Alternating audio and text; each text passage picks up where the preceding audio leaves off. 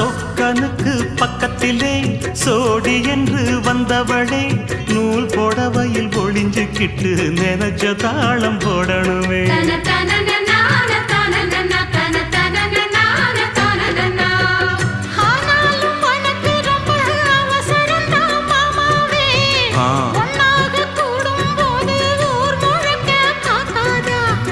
பார்த்தாலும் தவறு இல்ல பனியுறங்கும் ரோசாவே உன்னால சொத்த வச்ச மூக்குலதான் வைக்காதா.